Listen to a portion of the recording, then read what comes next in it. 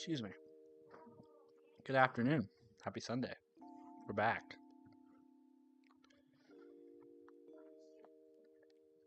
We have our life potion.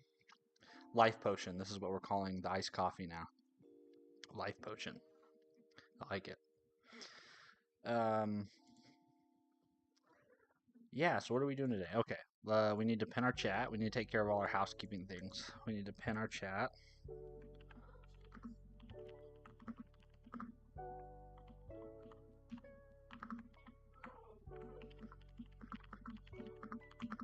Hey, what's up, Keyshawn? How are you? Hope you're doing well.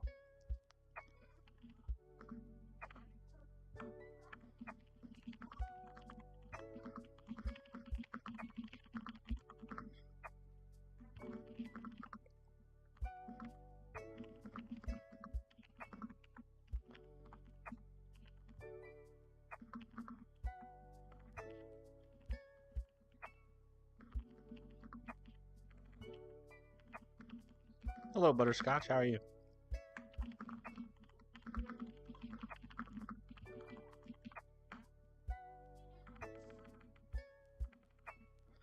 All right. We're going to pin that up top there.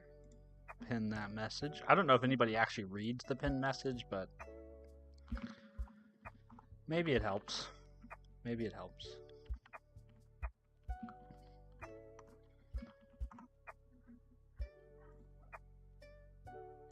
Let's see. And my bot posted Discord. We have a couple Discord members that want to join.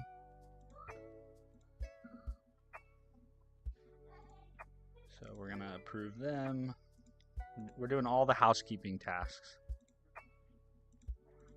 Let's approve.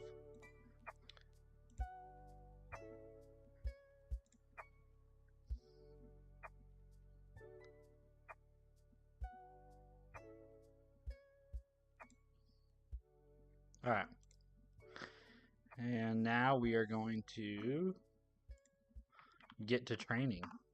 I didn't stream yesterday, but where we left this off on Friday was we were at the point where we're basically ready to actually do some actual training with our model.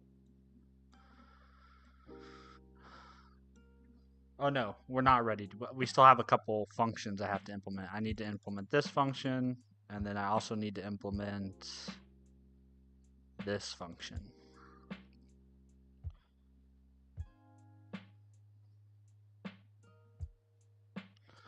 Keyshawn, I was also reading the same topic to build and train model. Oh, nice. Very cool.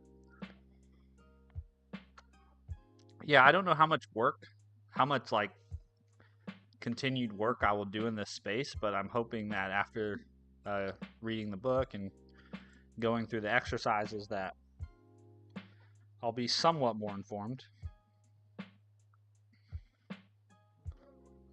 Like, obviously, if you want to be in the cutting edge of this whole LLM field, reading a book and living in Kansas City, Kansas is not the right strategy. You know, if you want to be in the leading edge of the AI world, you should be trying to get a job at OpenAI or Anthropic or on Google's team.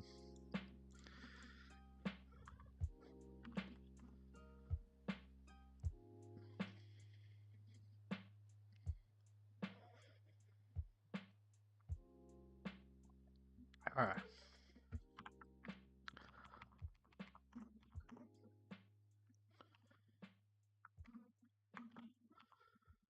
This is a little too zoomed in. Okay, so let's go up here and let's implement these model or these other functions. So we need to implement the evaluate model function. Just takes a model, takes a train loader, takes a validation loader, takes a device, and an eval iterator. Some of this stuff I don't even know what it is, man.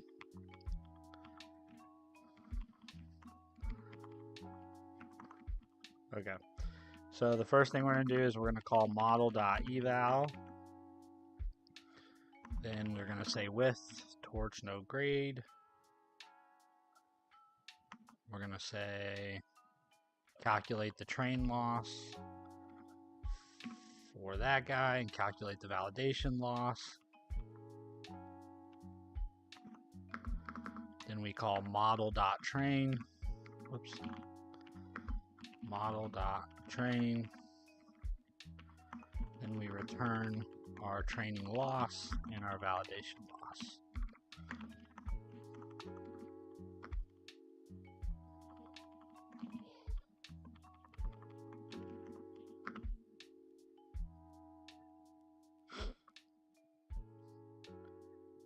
All right, now we need to implement the function called generate and print sample.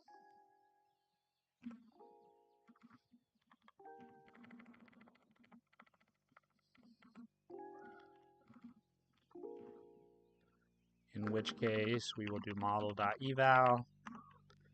Context size is going to be equal to the model's positional embedding dot weight dot shape. Then we will encode it. Yep. And then we'll say with that. We'll get our token IDs.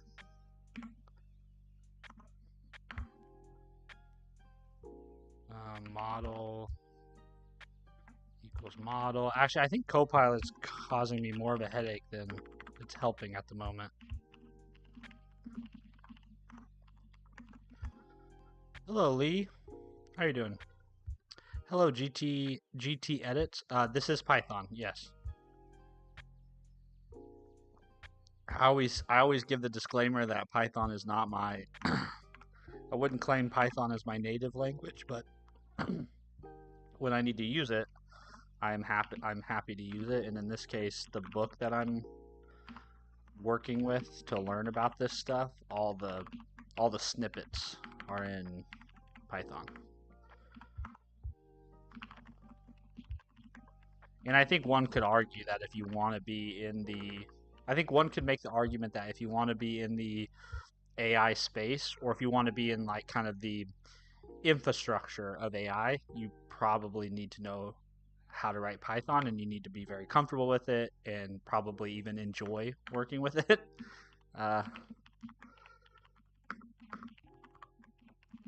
that could probably be debated. But from my experience, it seems like the AI, machine learning, data science world is very heavily skewed towards people who use Python as their main programming language.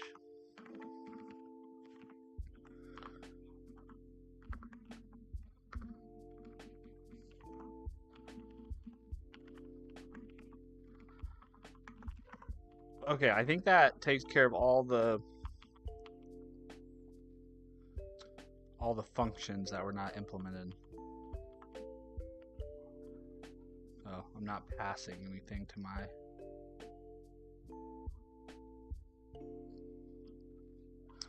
So evaluate model should have.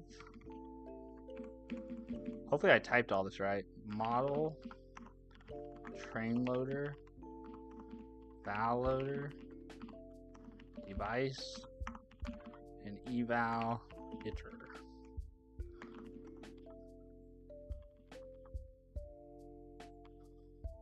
All right, cool.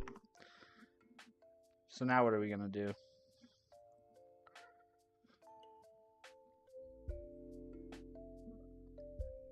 So just for context, the evaluate model function is going to give us a numeric estimate of the model's training progress. And then the generate and print sample text function is going to provide a concrete text example generated by the model to judge its capabilities during training. Now let's see this all in action by training a GPT model instance for 10 epochs using an Atom W optimizer and the train model simple function we defined earlier. What is an Atom W optimizer? We opt for an Atom W optimizer. Atom W is a variant of Atom that improves the weight decay approach, which aims to minimize model complexity and prevent overfitting by penalizing larger weights. This adjustment allows Atom W to achieve more effective regularization and better generalization. Thus, Atom W is. I'm laughing because there's just so many words in here uh, that like I'm clearly ignorant of. Improves the weight decay approach. Interesting. Anywho, we're gonna try to train our model now for some epochs.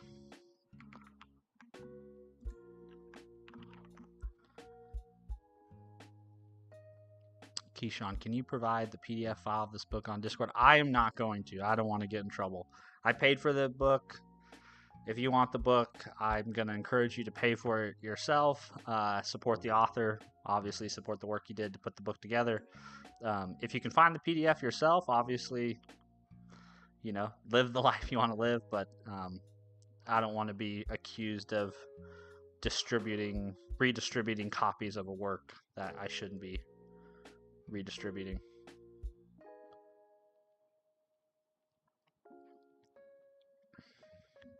Butterscotch, there was a new language coming up as a Python alternative called Mojo. It promised better performance in Python code compatibility. Mojo. Well, that's the first time I'm hearing about that one. Let's see. Mojo programming language. Oh, Chris Latner. That's the guy that wrote didn't he write Swift? I think he's invented a couple different programming languages. Yeah, he worked at Apple. Let's see. Oh, he's the creator of LLVM and the Clang compiler? Wow. This dude is... I mean, he's only 47 years old. Holy crap. This dude has been... And now he's working on something new, huh? Mojo. Mojo is a programming language in the Python family that is currently under development. Combines the usability of high-level programming language with the performance of a system programming language. Nice. Yeah, which I guess is what a lot of like the machine learning libraries like PyTorch and TensorFlow do, right? A lot of them use like C bindings or C++ bindings under the hood, right? I think NumPy's like this as well. That's how they achieve their performance. So I guess if you could make it a little bit more native, like build a language that's achieves those things. I think that's why Python has largely been adopted so much, right? In the data science, machine learning space, right? These aren't people who care a whole heck of a lot about computer engineering. They care about the data science or the machine learning problem that they're trying to solve, and Python lets them probably write the fewest lines of code to get to a solution or to work through a problem. So it kind of makes sense why Python is kind of the language of that world. But I could see maybe how another iteration, right, could maybe offer something better.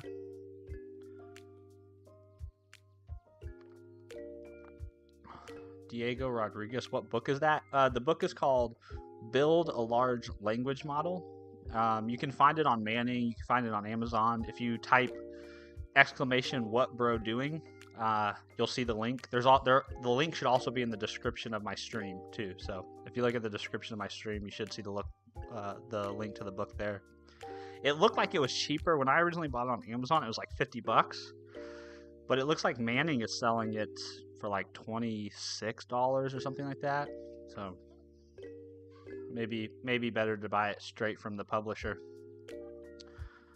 Fly Fisher, what's up, Steven? Hope everything is going good, man. It's going well. Thanks for stopping by, man. I always appreciate familiar faces who just drop in to wish me well. So thank you. I hope you're doing well too. Diego Rodriguez, hello, Diego. Heisenberg, nice username, man. A nice profile picture. I love that show, Breaking Bad.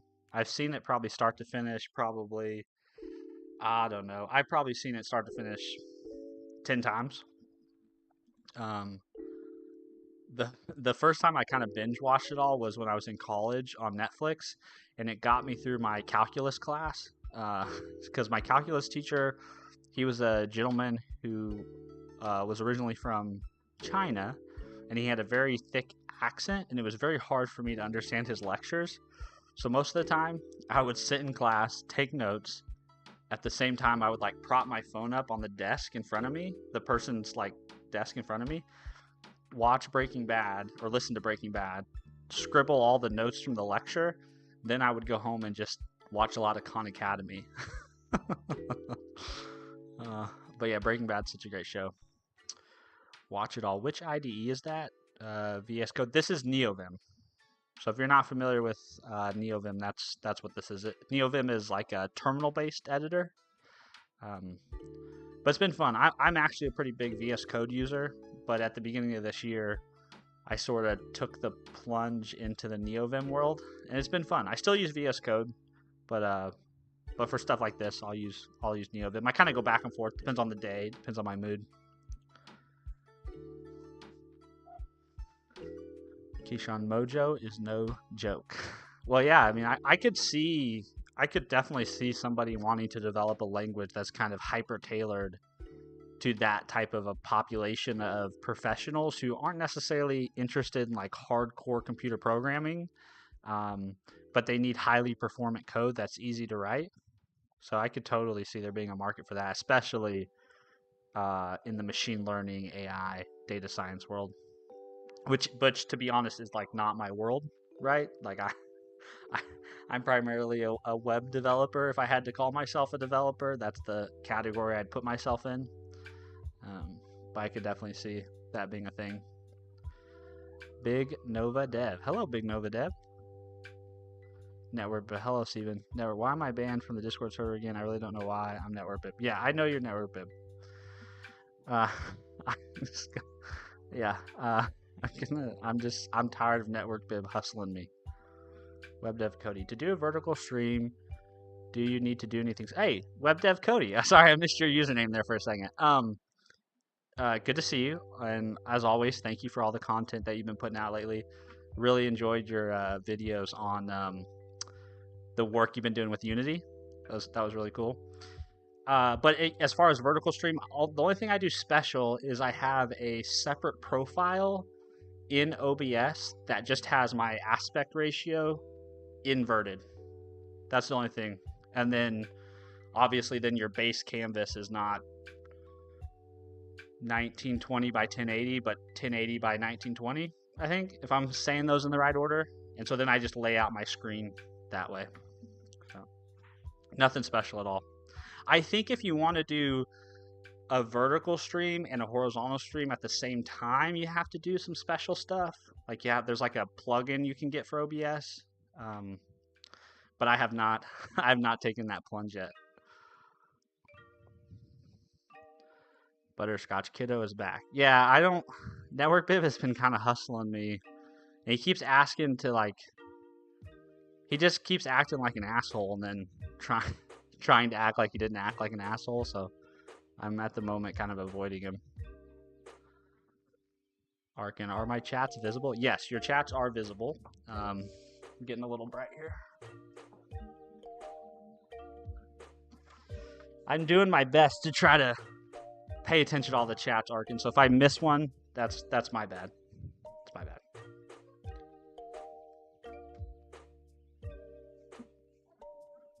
Zerk, should I move from MERN development to AI development? I think Zerk, you should do the type of development you want to do. You know, I think moving from like that could be a pretty big move from a skill perspective. Doesn't mean you couldn't make it, but I could like I was kind of sharing earlier, like if I had to put myself in a developer camp, it would be web development. So I think in order to really move across like more of a like to be somebody who to get a job at OpenAI or Anthropic, I think there's a lot of skills. There's a lot of skill gap that I'd have to close. But if that's the thing you want to do, I don't see why not. I don't necessarily think you should do that because you think like people aren't going to want MERN developers anymore, though. I don't think that's a thing. Like, I don't think you should be running from your current tech stack because you feel like you're getting left behind, I guess. That I wouldn't do that. GT edits. How long did it take you to learn Python? Well, I would I would probably say I'm still learning Python. So Python, I guess, was like the third-ish language I kind of like learned. And I primarily learned it because I wanted to write a Python library for a particular API. And then I did a few free code camp courses, and so I don't use it on the regular. So I always feel like every time I sit down to write Python, I always feel like a beginner until I'm like 200 or 300 lines into the project. But yeah, I would say give yourself, I think any programming language, give yourself 3 to 6 months, right? I've kind of shared this before. For me, this is kind of what my programming journey looked like. See if I can find my little chart here. Oh, no, it's not here anymore. Let me redraw it. But basically, this is how I felt. So if we were to draw a graph, and let's say like x-axis is time, right? So let's say this is like time learning, something like that. I don't know. There's probably a better label there. And then let's say your y-axis is like competence, maybe, or maybe just like confidence in your own abilities. Sorry, I'm not the best drawer here. I don't know. Let's do confidence. I'll say confidence. For me, my journey looked very much like this kind of a curve, where let's say this is 3 months of learning, and let's say this is maybe 6 months of learning, and let's say this is like a year. For me, it felt like after that year of like dedicated practice every day, that's when I felt like my confidence or my ability really took off.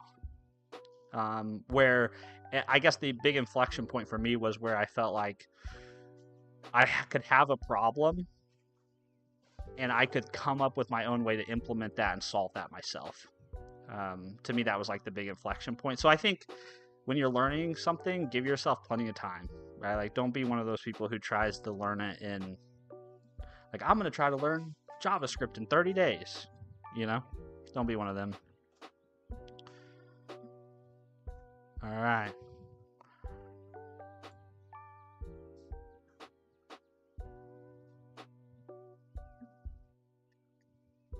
Charles Side. Good morning from the Philippines. Hello, Charles Side. Good morning from Kansas. I'm in Kansas. Nowhere tropical or as cool as the Philippines. Keyshawn, I got this book on Kindle for free. Oh, that's awesome. I didn't know you could get it for free on Kindle. So that's wonderful. Peter Kyle, have you grinded LeetCode at some point? I have not. Of all those kind of like algorithm-y websites, the one I've done the most is called Code Wars. Yeah, Code Wars. This is the website I've used the most, but I don't use it a ton, and I don't use LeetCode a ton. For me, it's all been mostly project-based learning. Actually, if you type !learn to code, my recommendation is always to send people towards free code camp. That was the first like kind of structured curriculum thing that I did to learn how to code. But yeah, no LeetCode grinding in my career journey.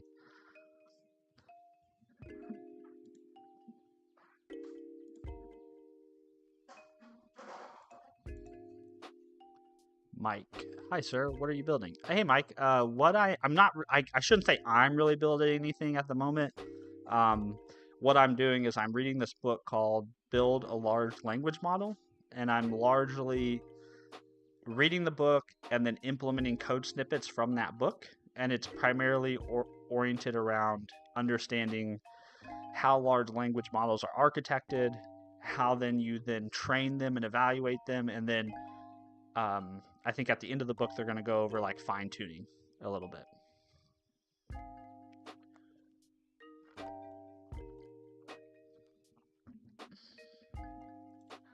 All right, we're going to actually do our epochs now. Epochs. What a interesting word.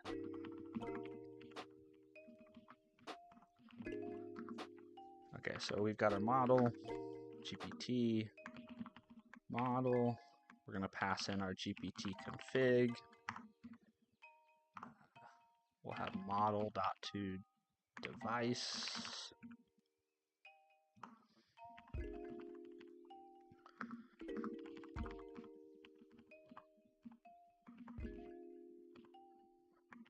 Don't ask me what Adam W is, because I largely do not know.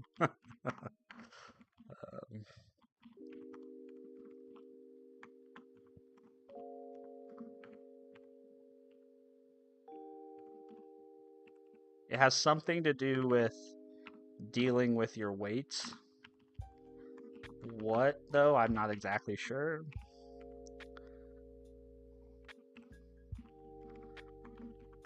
Okay, and then we'll say number epochs equals 10. I'll be really surprised if this doesn't blow up on the first the first time through. Let's see.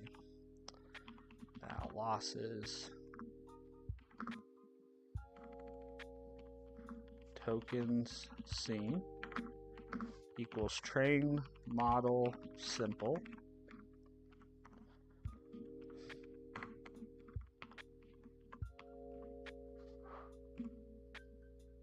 Model train loader.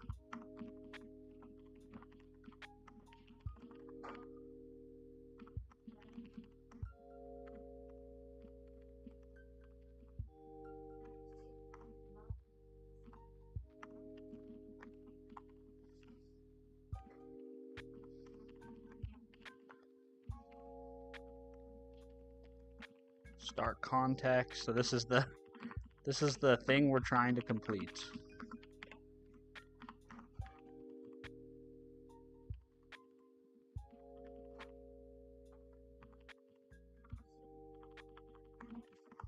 All right, let's see if this works. This is complaining about something. Oh yeah, I think we called this validation loader. All right, should we try to run it? It says when I execute this, it takes about 5 minutes to complete on a MacBook Air or a similar laptop. So we may be having ourselves a little chat while this runs. Hey, what's up, Elias? How are you? Mike, are you using NeoVim, sir? Yes, that is the editor I'm currently using right now, is NeoVim. But I do use VS Code, and I sometimes use Visual Studio, and sometimes I use Writer. So I'm not like a diehard, like I'm not involved in the editor wars. You know, I say use the tool that you enjoy and want to do stuff with. Let's see if we can get this to run now.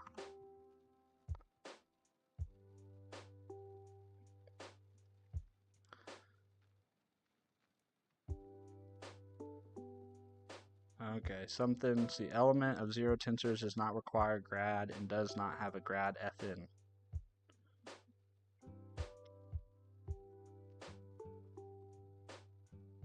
So I've done something wrong. Excuse me.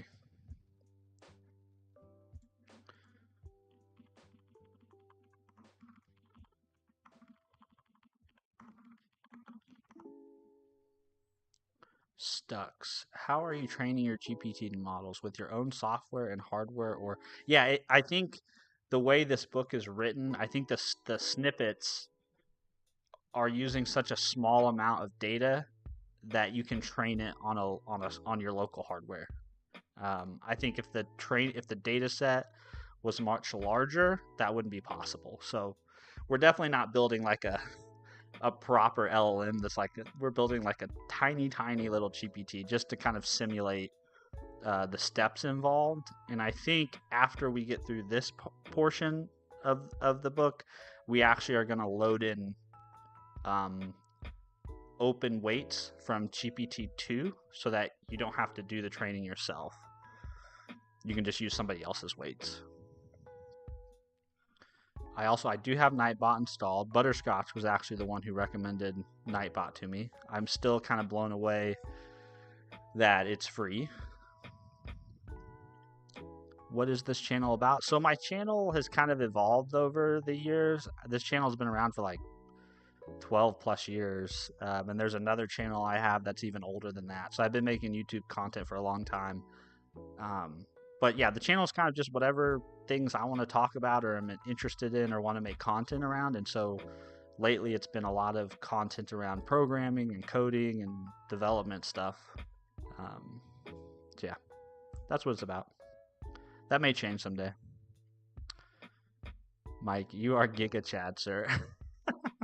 Yeah, I don't know about that. Actually, a lot of my NeoVim setup, I have to give a shout out to a gentleman named Typecraft. He's another YouTuber.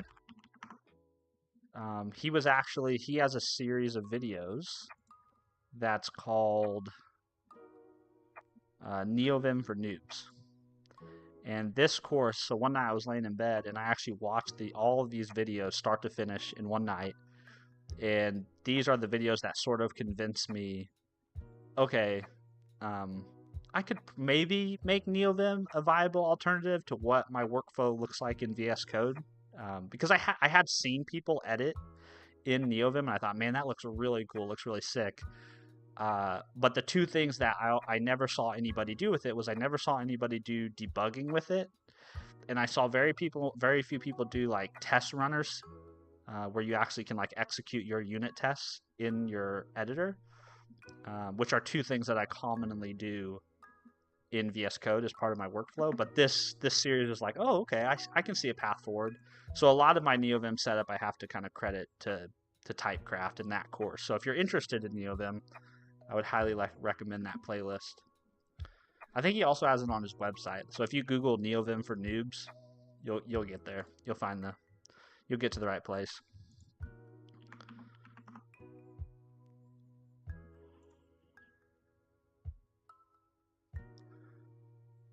Keyshawn, what's your PC specs? So the computer that I'm on right now, I have too many computers. But this computer, I think I mentioned, I picked it up on Amazon like a month ago, 2 months ago. So let's see. It is a HP Elite Mini 800 G9. It has I think it's what is the CPU? It's kind of cut off here, isn't it? Let me see if I can get a better output. Let's see. This CPU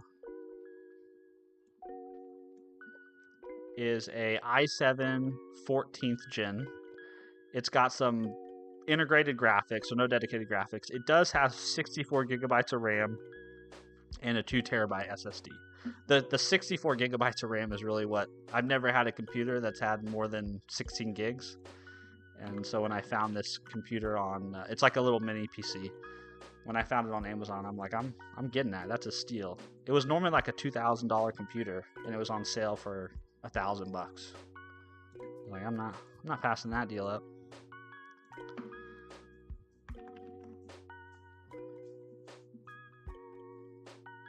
Peter, does anyone else think the audio's a bit low? I can turn it up.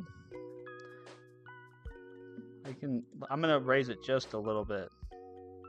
I could also just not be talking loudly enough. I'll bump it just a little bit. So hopefully that's a little better for you, Peter. Butterscotch. It's perfect for me. Yeah, NeoVim's. I've enjoyed working in it. Mike, does NeoVim have same experience with Cursor?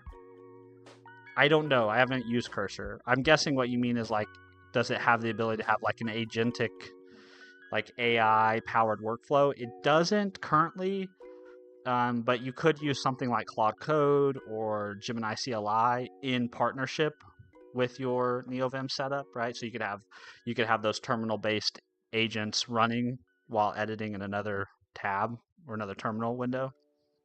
But yeah, it won't be exactly like that.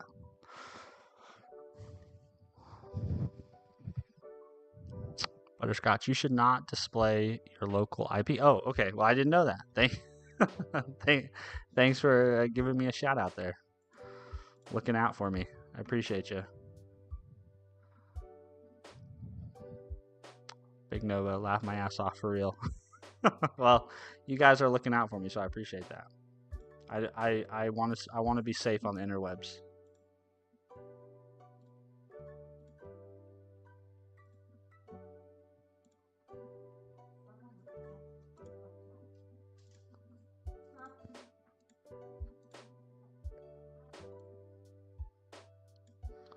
The sun's really fighting me here for lighting.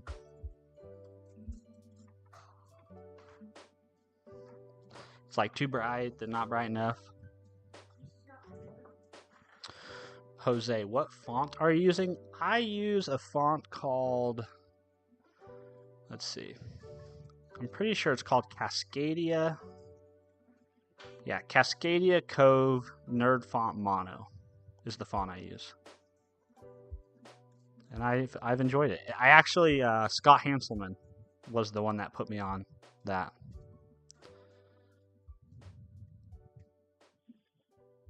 Jose, to get a cursor experience in NeoVim, you could use NVim Aider or something of the like. Oh, I haven't heard of NVim Aider. Is that sort of a plugin like experience? Is that like a cursor experience through a plugin, I guess is what I'm trying to say. Seamlessly integrate Aider with NeoVim for an enhanced AI assisted. Well, that's cool.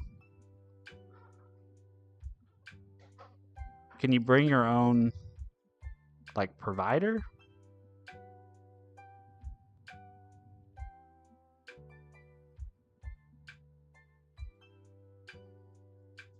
Well, I didn't know this existed. Thank you, Jose, for enlightening me. So I guess Aider must be a thing, huh? Ah, very cool.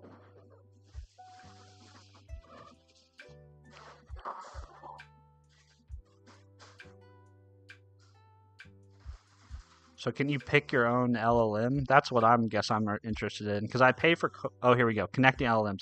Aider can connect to most LLMs for AI pair programming. Oh, that's cool. So they let you do Gemini,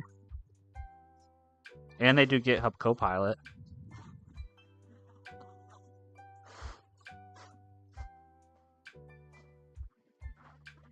Very cool. I might take some time and try to set this up.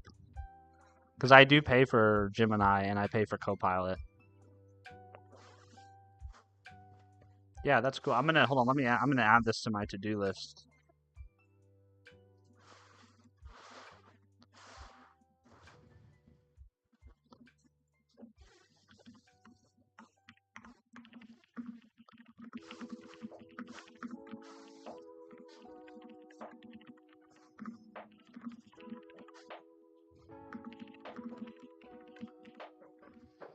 As you can see, my to-do list just grows. It never actually gets any shorter, but that's very cool. All right, should we try to figure out what's wrong with my code here so we can actually train the model? I think I just closed my book.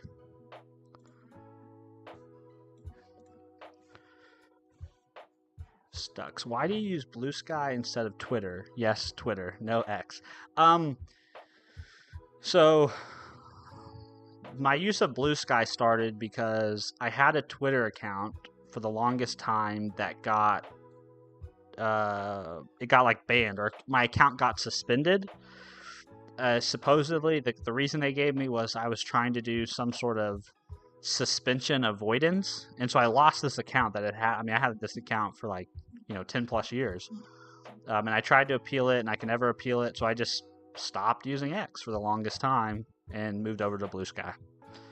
I was like, I'm not going to fight that fight. I did make a new X account, but I don't really use it that much. Butterscotch Fira code. Oh, for a font, yeah. I think somebody recommended me a different font. I think it was I haven't seen him in a while. His name's St1E, and he was the one that recommended a different font, and I tried it for a little while, and then I came back to Cascadia Cove. Jose, yeah, I think you just have to configure Aider to use whatever provider that you'd like. I know Aider because I use it in Emacs. Well, that's awesome. Yeah, I'd love to give that a try. Dune X1. For notes, you should use Obsidian. I do use Obsidian. Obsidian is wonderful. I completely second your recommendation. If you like taking notes, Obsidian's the way to go. Big Nova Dev stream is delayed like 2 minutes. Yes, or maybe I'm just delayed. Sometimes I just catch up to chat late.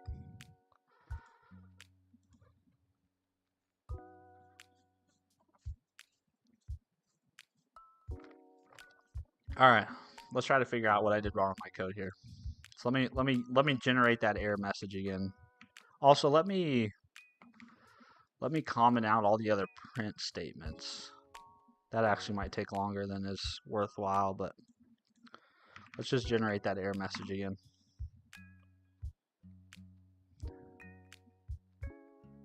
Butterscotch, this kiddo is so annoying. Yeah, he's determined. I'm ignoring it. Okay, element 0 of tensors does not require grad and does not have a grad FN. Okay, so this is pretty deep down the call stack here. We're in some PyTorch code at that point.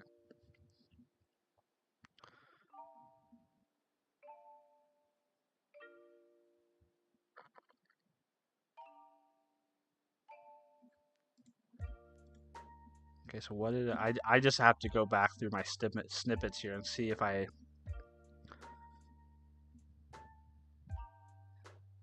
mistype something, because I don't know enough about the I don't know. This is like vibe coding where you don't know enough about the code to be able to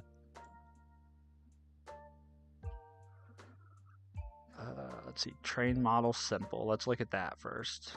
Just make sure I implemented that. For let's see, loss. Oh, this should be not lost. This should be loss.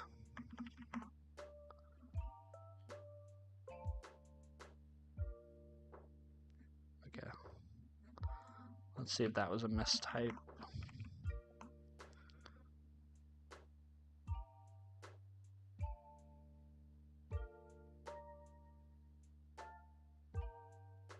Okay. There we go. Okay, it's working. So it says it said this took about 5 minutes on a MacBook Air. So we'll see how my computer does. I guess we could let's see, every effort moves you. So these are each of the steps of the training steps, and then it actually prints an example. Every effort moves you and. This is kind of cool to see this happening in real time. So it's training, and then it's printing an example of one of the results. That's pretty cool. I know the chat can sometimes block the bottom, so I'm gonna move that up a little bit. But that's cool. So this is working. Let's see how long this takes. MSEF Agency said hi. Hello, MSEF Agency. Stux. I just saw Network Bib 4.0 guy send a message about a ban or SMH. Why did he get banned? So Network Bib has been hanging around on my channel since like back in January, and I very much have appreciated all his interactions, except lately, he's been kind of being an asshole in my YouTube comments and in Discord. Now, some people may disagree with my perception of his actions, but in my opinion, I just don't think they're particularly useful, and so I just kind of like. I think he's younger too. I think he said he's like 14 or something. So I mean, I get it. Teenagers are teenagers, but I have my own kids, and I'm not interested in raising other people's kids on the internet. So if he wants to act that way, he can find somebody else's channel or community to be that way in. Which probably sounds like major dad energy, but I'm a 32-year-old dad of 2, you know? It is what it is. It's interesting. The completions to me almost appear like they're getting worse. Like, what is all this gobbledygook text over here?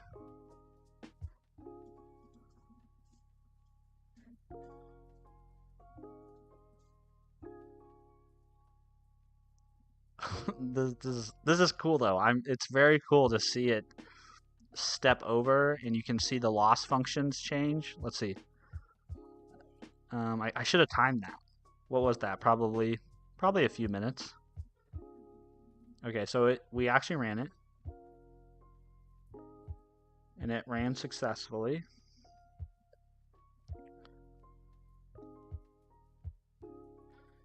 Yeah, and the output that the book shows is very similar to what I had going on in the terminal here. Right?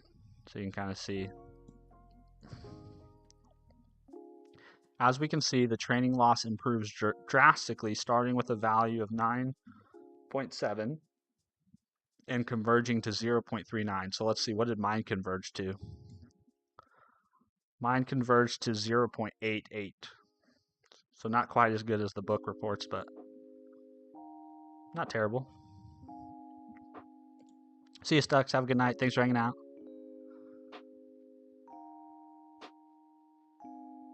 KS. What is the system configuration you are having? You mean like what's the specs on my PC? The PC is a HP Elite Mini G800 G9. The processor is a Intel i7 14700. I have 2 terabytes of SSD. I have a 2 terabyte SSD, and then I have 64 gigabytes of RAM. Also, I'm going to turn on a light because it's getting kind of dark over here.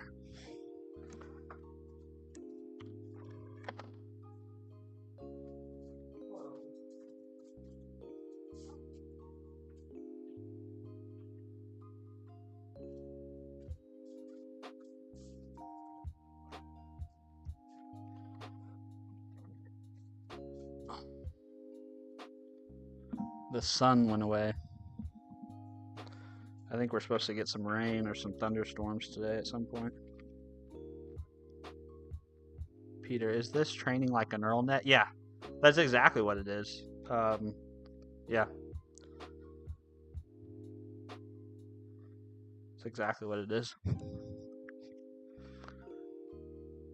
Butterscotch, can you try increasing the layers and epoch a bit? Yes, I'm going to do whatever the book tells me to do first, and then maybe we can go off script a little bit.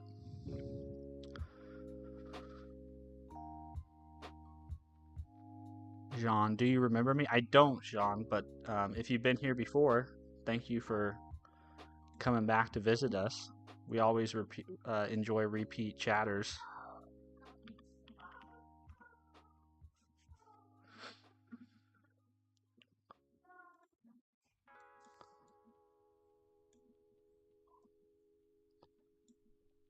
All right, let's see.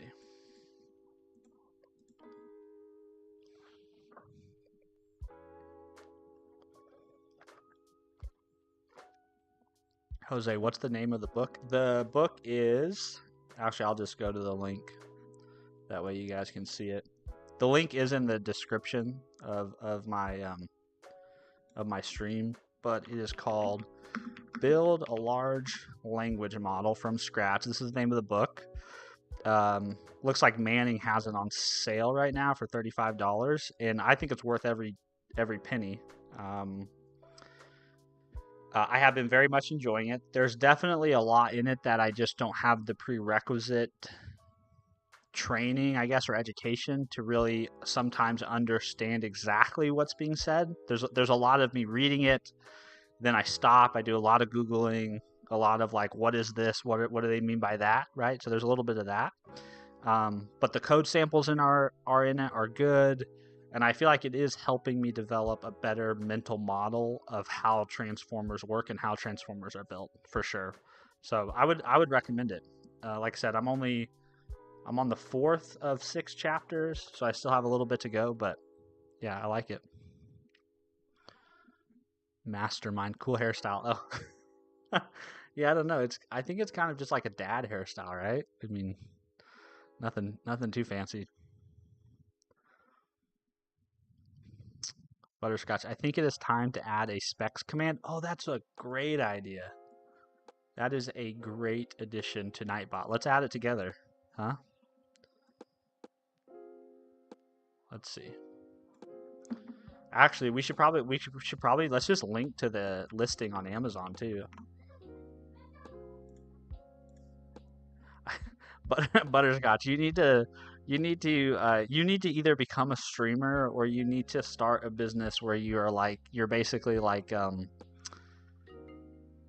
know how Tim the Tapman has whips.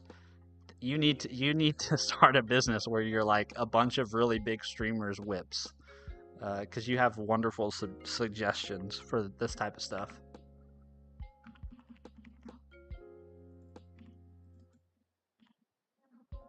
Yeah, I'm gonna put the link in here to the PC, the listing that I bought, but then we can put the rough so we'll say specs. This is the computer that I use to stream and am often doing development on it.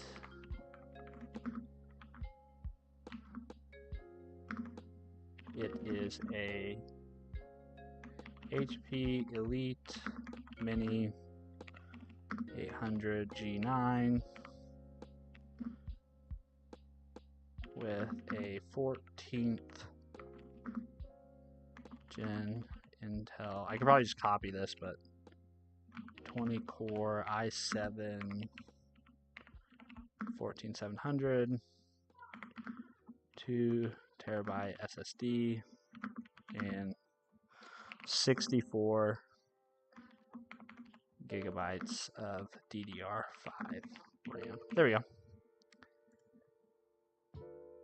Right, it looks like it's still actually on sale right now. You can still get this computer for $1,000 and $1,099, and it's normally over $2,000. So you can still pick this up if you're in the market for a little mini PC.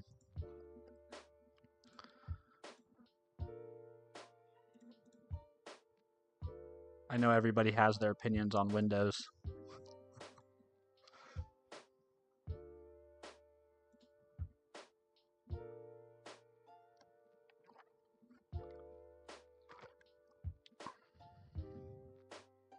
Mastermind, bruh, don't you think AI, ML always being a research field, less of a developer thing? I hate this Gen AI job market, feels cringe. I definitely think that ML and AI, it seems to be much more of a research. Well, maybe not. Maybe research is the bad word, but it's definitely a discipline separate from development or computer engineering or software engineering. To me, it is a separate discipline. So yeah, for sure. Definitely Gen AI job market is a little cringe, especially companies who are currently basically saying they're no longer going to hire any juniors. and they're going to try to maximize efficiency out of current developers using Gen AI, that's definitely very cringe. Big Nova Dev. Steven, how has your weekend been? My weekend's been good. Let's see. Yesterday, my my oldest son is getting ready to have his birthday, so we had a birthday pool party for him. So we spent the whole day in the sun. That's largely why I didn't stream. I just didn't feel like it. But we had a lot of fun. And then today, just been hanging around the house. Worked out. Went to the library for a second, and then sat down. And now I'm streaming. Ishant, is that Oh My CSH? Which theme though? So I actually use PowerShell, and I use a very similar framework to Oh My CSH. Only it's called Oh My Posh. Oh My Posh, yeah, Oh My Posh.dev. But it basically allows you to do very much all the same things. My theme is largely built around, I think it's Agnoster. It's largely built around Agnoster, and then I customized it a little bit to fit me. And I think, if I remember right, if you type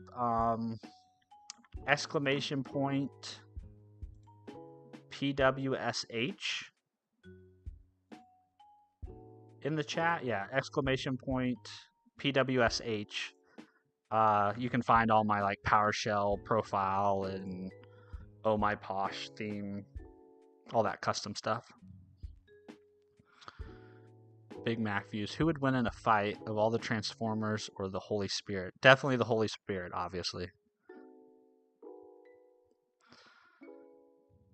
Butterscotch, I'm a student. Well, maybe after you finish maybe it could be like a part-time gig, or maybe it could be like something you do after you're done being a student, but you would definitely be, I think, you definitely have a mind, it seems like, for content creation, because you're always giving me good suggestions that I never think of. Average Nerd said hi. Hello, Average Nerd. I love that username. It's a great username. Bob, are you using CUDA or CPU? I'm just using CPU. I don't have this computer doesn't have a dedicated graphics card. It just has integrated graphics, so I'm just using the CPU. Career Catalyst. Are you making your own AI or just improve already existed model as your own? So what I'm doing right now is I shouldn't say I did, but the book that I'm working through, what we did was we actually implemented a GPT model using PyTorch, and now we're training that model. But we're using a very small set of data. It's only like a 50,000 token data set. So it's very small, right? This is not going to be like an actual production ready model. The next step though, after we kind of do a little bit more training using the small data set, is we're actually going to take there's open source weights from GPT-2, I think, that we're going to take and we're going to load into this GPT model that we've coded. And then at some point, I think the next thing we do is we're supposed to go into how to fine tune existing models. So we're going to kind of touch on both those things, I think, at some point. Bob, that's pretty fast for CPU. Do you know how many parameters the model has? It's a very tiny model. Let me go up here to the top. Look at my config. So the vocab size is only only 50,000. Context length, right? We have it set very small. So it's we're basically just doing like a proof of concept sort of model, right? Just to sort of understand the steps that are involved with doing some sort of transformer. So yeah, that I think that's why it works. I think if we were to do this on like a significantly larger data set, right? This would not, my hardware would not would not go very far. I would imagine. So Ishant, is rotary positional embeddings different from positional embeddings? I'm damn overwhelmed by so much terminologies. So I've never heard rotary positional embeddings. I've never actually heard that term. I would guess there's something that about them that are different from regular old positional embeddings. Positional embeddings, as I understand them, have to do with the embedding carries with it some context about not only the token that it represents, but also its relation to the other tokens in a particular piece of text. So I don't know what I don't know what rotary. I don't know what that word rotary would confer that would be different. But yeah, I'm definitely not an AI expert. I'm just trying to learn, and I'm trying to go from somebody who just knows how to interact with generative AI through API calls to somebody who sort of has some understanding of how they go about architecting the models, how they go about training and evaluating them, and then maybe hopefully even a more, I think, useful piece of knowledge for me is how then maybe can I take a model off the shelf and further kind of fine tune it to a particular use case. I think that's the piece of knowledge that might be most useful to me in my kind of field, so to speak, right? Where I'm more of writing kind of application level code. Average nerd, is all AI stuff made in Python? It seems like a large majority of the work is done in Python. I know Butterscotch says down there there's libraries that are in JavaScript too. I think TypeScript and JavaScript are becoming more of a thing, but definitely seems like the community has the longest history or legacy working in Python. Career Catalyst, that's impressive, man. Well, what you think, is it possible that we can give some way that mimic real thinking? I mean, so my take on the current state of, I don't think, in my opinion, I don't think transformers are the final step to like a real general artificial intelligence. I think they're more of like a stepping stone. I think there's going to be either some other model or some other approach that the ML or AI community comes up with. Obviously, like transformers and LLMs are very powerful and useful pieces of technology. I'm just not necessarily certain they're the final evolution of it. But yeah, I think eventually, right? Like, I mean, I just think there's so much money and so many people working at this point in time. Like, I wouldn't rule anything out, right? Like, and I think you could probably say if you were to show Transformers to somebody 100 years ago, if you were to show a large language model to somebody, 50 years ago, 60 years ago, I think they would be very impressed that like this does really look like real thinking, right? So I don't know. Beauty's in the eye of the beholder sometimes, from an AI perspective, I'm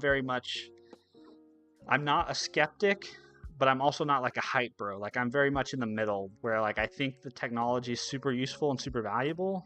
But I also don't necessarily think it's going to like take everyone's job.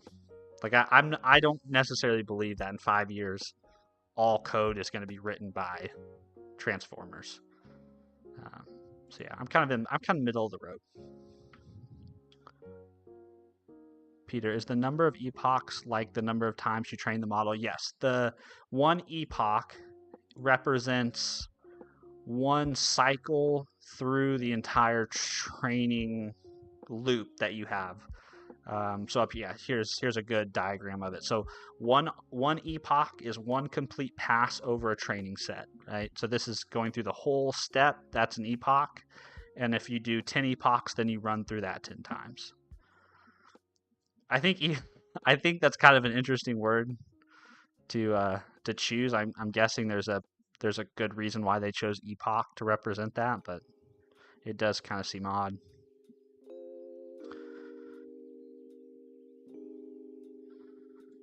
Let's see, before discussing the validation loss in more detail, let's create a simple plot that shows the training and validation set losses side by side. Okay, we're gonna make a little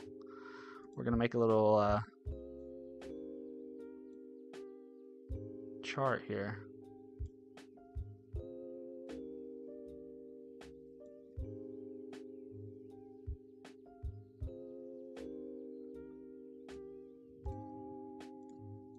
Well, I probably shouldn't copy that. That's not probably going to paste right coming from a PDF.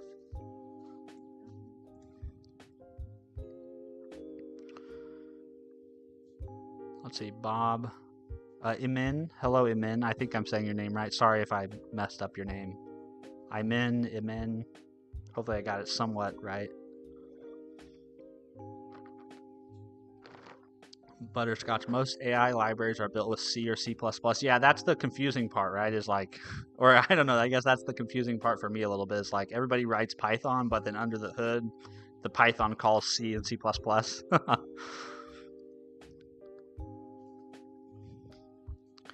Bob, rotary positional embeddings use trig functions for encoding frequencies. It's what allows long 128K context sizes instead of 8K to 32K. Ah, okay, so you get bigger context sizes. Nice. Metal Trucker, what languages? I like the username. What language do you know? I'm curious how hard Java is to learn. So I don't know Java, but I do know C#, and everyone always tells me that C# is Microsoft's Java, and so I thought C# was very friendly. I think so. C# was the very first programming language I learned, so maybe it would be harder to learn. Like if you know JavaScript and then you go try to learn C#, that might be right. That might because like you're used to a dynamic interpreted language and now you're going to a statically typed and compiled language. So, you know, maybe the mental model, right, makes it more difficult to pick up. But if you don't know anything already, I don't know. I mean, still, it probably is easier to learn a programming language. Whoops, what did I just do? It probably is easier to learn any programming language if you know an existing one. But yeah, I don't know Java, so I really couldn't tell you. The only learning experience I have that's a good proxy is C#.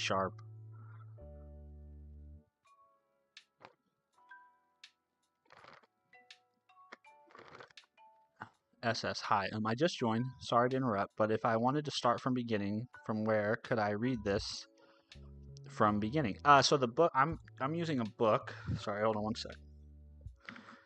I'm using a book called. The link should be in the description actually, but the book is called. Whoops. Build a large language model from scratch. So if you're curious like where I'm getting the code snippets or the code in general from, this is the book. It's good. I've enjoyed it. Oh man, my mouse is acting up.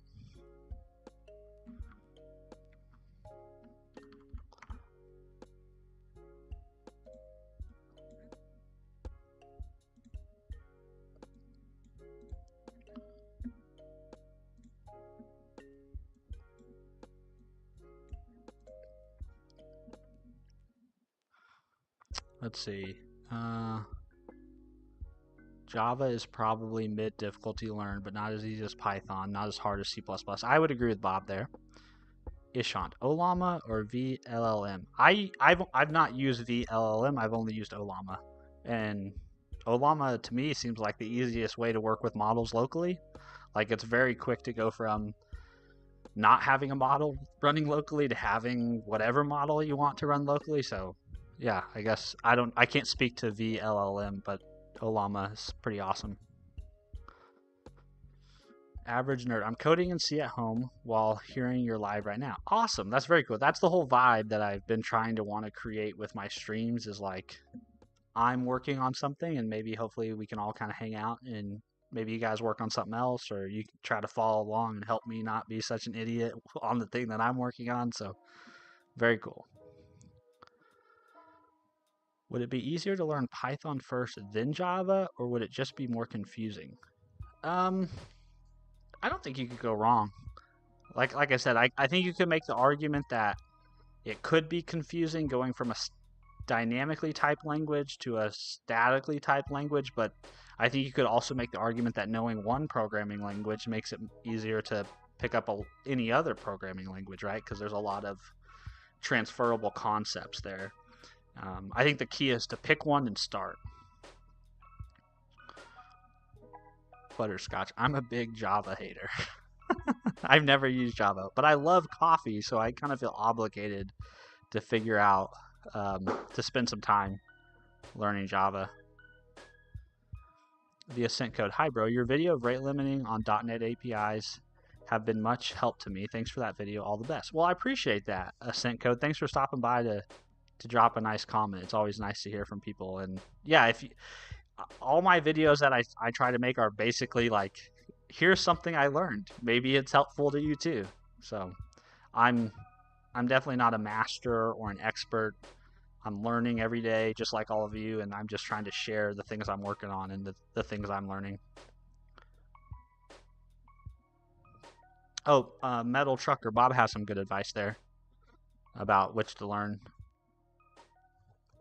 SS, gotcha. Thanks. Yeah, I think you'll like the book. The book, it's a little pricey. I will admit that spending $50 on a book is the most I spent on a book since I was in college. So it is a little pricey, but it looks like Manning is selling that book for about $35. So if you have it, I think it would be worth, and you're interested. If you have the money and you're interested in that field and that knowledge, I think it's worth it. Butterscotch. I hate writing Java also. It's marketed cross-platform, but in order to run it, you need to install JVM, which makes no sense. Well, that's a fair knock. And that's also a knock on .NET, because in order for .NET to be cross-platform, it's got to be compiled to IL and then down to whatever the target is. Peter Kyle, so far, if you want a chatbot, would you rather build a custom neural net or use an LLM with data as context? Well, I think from a feasibility perspective, Kyle, you're probably much better off, or you probably are going to get much further, much faster using an existing LLM and injecting your own context, right? So whether that's through like a RAG system, or maybe using one of these providers or one of these LLMs that actually supports being able to look at files that are base64 encoded, right? So I think that's definitely far less work, and you can get started on that today. And like, yeah, I think that's definitely the way to go if you're trying to build something that you actually want to give to people or make use of it and deliver value right away. I think you should probably only approach you probably should never think about building your own LLM. You should probably just rely on the foundation model companies to do that for you, because it's just too expensive and requires too much hardware to build your own LLM. But I guess fine tuning, right? That's probably the other piece of, like, when you say build a custom neural net, the real thing that's within the realm of possibility is taking an existing model and then fine tuning it. I think maybe that approach could work if there's some like very like domain specific knowledge that you want to imbue on the model, right? That might be useful. I can't speak to that though. I've not done much work with that side of the house. I've done a lot of work with using existing LLMs and then feeding in context through the prompt. But yeah, I guess that's my initial thought off the top of my head. Hey, what's up, Clay? How are you? Good to see you, man. Hope you're doing well. Ishant. Hold on, what did Ishant say? I missed the first part of what he said. He said, let's see, but you look like a Arch guy. Why Windows, bruh?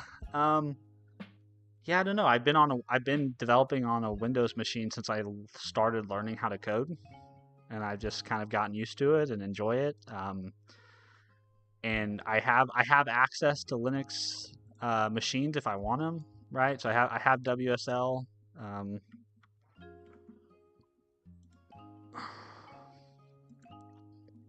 I have WSL on my machine. I also have a couple VPSs that I have access to if I want to be in a Linux environment. So I don't know. I don't feel the need to run Linux on my desktop, but maybe someday. Metal Trucker. I appreciate the input from everyone. I'm finishing up my associates in IT and considering comp sci for my bachelor's. I must admit, though, I really enjoy SQL, so I may pursue something with SQL. Nice, yeah, man. I say pursue your passions, pursue your interests, pursue your hobbies. Um, Obviously, there's some limitation to that, right? Like you've got to still make yourself attractive to employers. But yeah, that sounds awesome, man. And congrats on finishing up your associates. Clay, I'm a mechanic now. Very cool. That's awesome, man. We love our mechanics. Got to have mechanics in the world. Ishan, anyone from the chat? Re-rankers after RAG really helps for very niche use cases. I'm thinking about QWin new re-rankers. I have not used re-rankers myself. Critique. Is NVim even usable on Windows 11? Yeah, I use it all the time. I'm using it right now. So I very much can vouch for it. Clay, do you remember me? Yeah, I do remember you. Are Evan and Gandalf still around? I haven't seen Evan in forever, and I haven't seen Gandalf in forever, so I don't know what happened to those guys. Also, that light in the back's flickering, isn't it? Turn that off.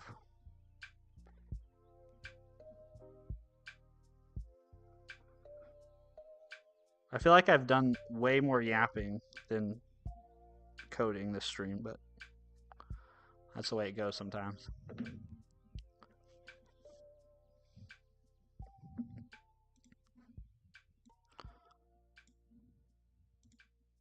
Metal Trucker, it's been nice chatting. I have to go, but hope you have a good night. Yeah, see you, man. Thanks for hanging out with us. Peter, I switched to Ubuntu and never looked back, but Windows is best for content creation, though. Yeah, I think that for me, I've said that before on stream, is like, for me, it just seems like, you know, I do some stuff that I have some Windows stuff that I like for the productivity use cases. I have some Windows stuff that I like from the content creation perspective. And then I'm also just super comfortable developing on a Windows machine. So, yeah. Alvin, what is token scene? This is that simple train model function that I have there. It keeps track of. It basically has a list that it keeps track of what tokens have previously been seen as part of the in previous epochs or previous training cycles, and it just returns those back with also the loss calculated for our training data set and the loss calculated for our validation training set. It hands those back. I know I'm supposed to write the next thing I'm supposed to do is I'm supposed to plot this training data, but I'm getting kind of frustrated because my mouse keeps locking up and I'm having trouble just like navigating my computer at the moment. I don't know why my mouse keeps getting locked up. And the only way I've found to unlock it is I have to open I have to press Control-Alt-Delete and then go into that menu. And then once I do that, the mouse starts working again. So I have no idea what I've done to my computer. All right, let's implement the. Let's not get distracted. Let's try to actually implement this plot. So let's say def plot losses. Let's see, epochs scene, tokens scene, train losses, val losses, and then we're gonna make ourselves a pretty little chart. So we'll say figure axis equals plot dot subplots, fig size. And this is basically, we're doing this so we can basically visualize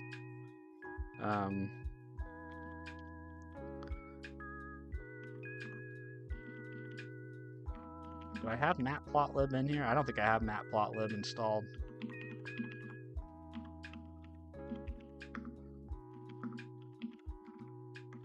So we need to go do that. So pip install matplotlib.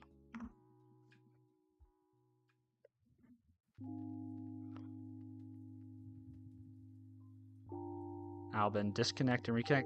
That's a good idea. I've tried that. It's almost like my mouse. It's like my computer thinks that my mouse's left button is depressed already. That's almost how it functions, where I can still move the mouse around, but it acts as like I'm holding down the left button.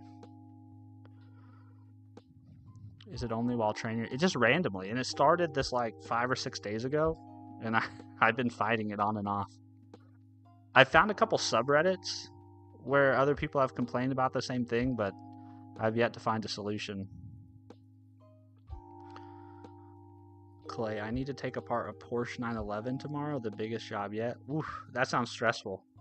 I'd be worried I was going to break somebody's vehicle. I don't think I could be a mechanic. Jackson, hi, I'm from India. I'm also learning LLMs. Very cool, Jackson. Well, we're in the same boat. Career catalyst. Well, I was thinking training model on images instead of just text is new step, and maybe training model on sound. I think that sounds like an awesome project. I don't have the skills though, or the knowledge to execute on either of those things. Jackson, can you share the roadmap live? I don't have a roadmap, so the only thing I'm using at the moment is I'm using a book to just kind of learn about it, and the book is called Build a Large Language Model.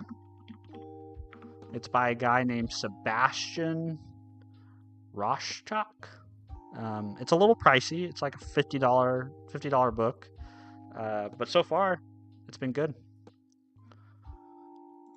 But I do not have a roadmap for you.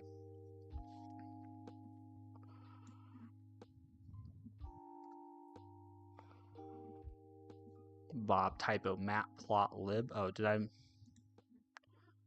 Matplotlib.py. Oh, yep, you're right.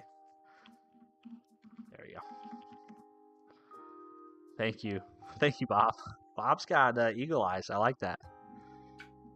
Peter, have you used UV instead of pip, and how did you find it? I've not used UV. I've only ever used pip.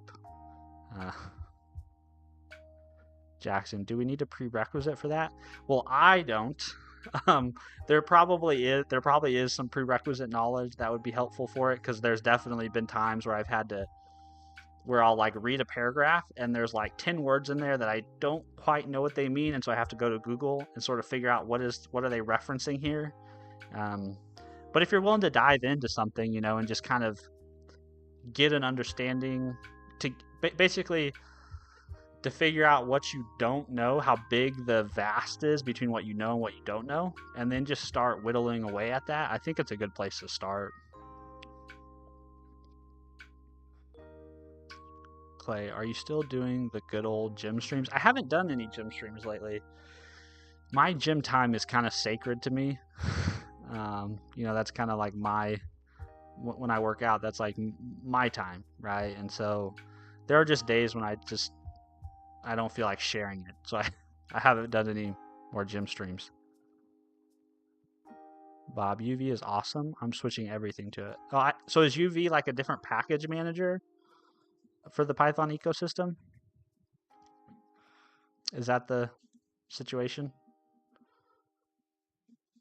Is it like PNPM versus NPM, that type of thing?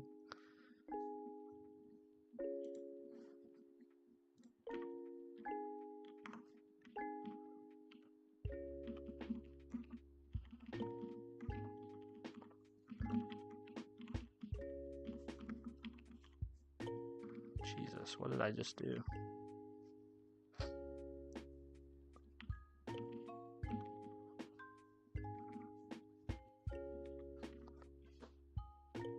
Why am I butchering that so bad?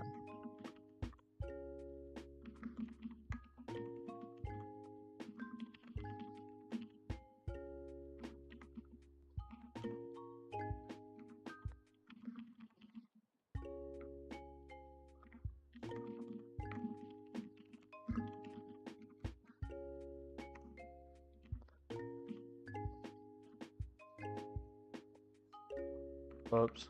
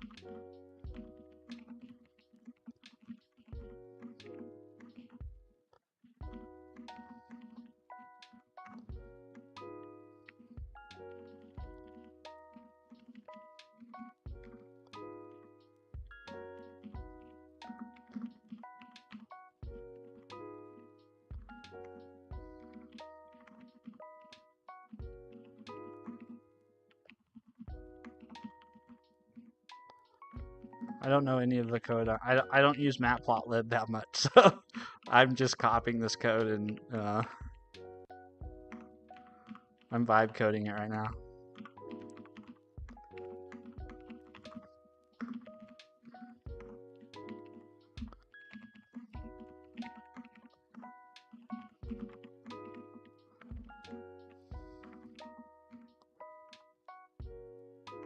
Okay, so now we can actually use this. So we'll say epochs tensor equals torch dot lens space 0 num of epochs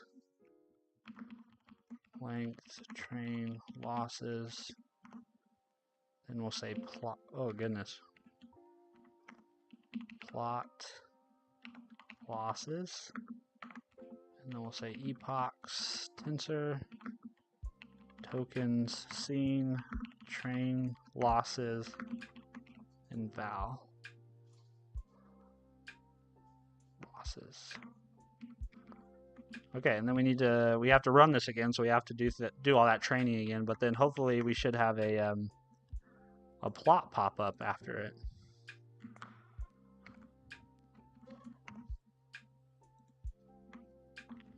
All right, here we go. So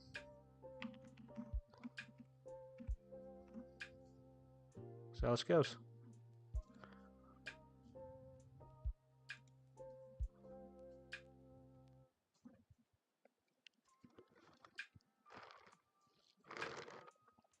Bob, UV is a super fast package manager, also manages virtual environment, also has tricks like defining depths and comments in your script so you can run with a single file and single pane. That's very cool. How can I learn more about LLMs? Apex, so I think for me, the way I started was basically using them. So like using LLMs in application code. That's the first thing. And now I'm trying to go kind of one layer deeper, and I'm at the very early stages of that journey myself, which for me largely looks like buying this book and trying to go through the process of reading the book and using the code that's in the book. So I'm very much early on in my stage as well.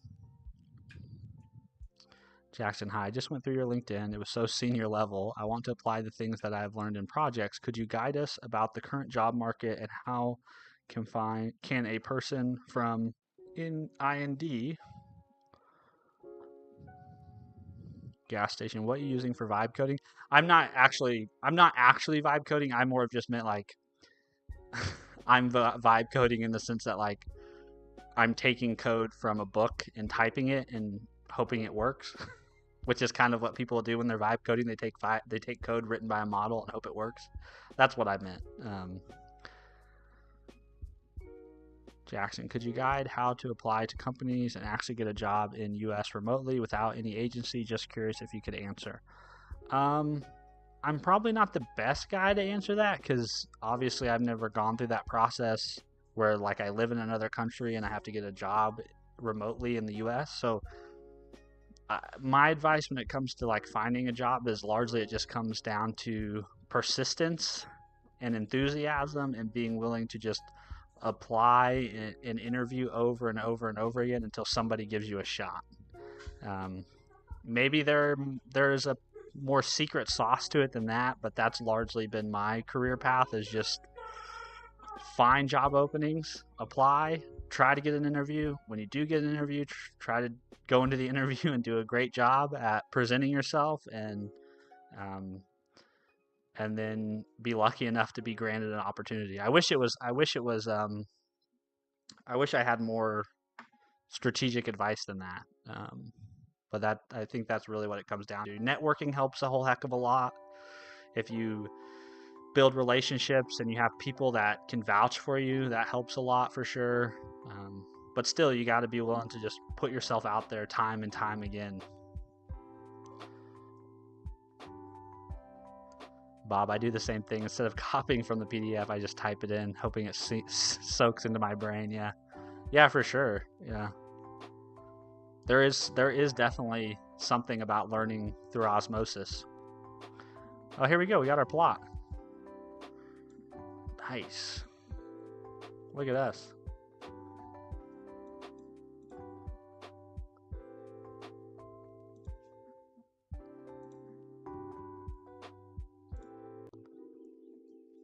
Look at us. Nacho Libre. Hello, Nacho Libre. Nice username.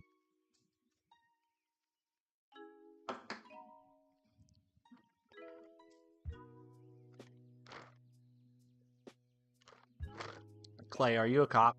No, I'm not a cop. That's a throwback, Clay. I haven't had anybody come into my streams and accuse me of being a cop in a long time.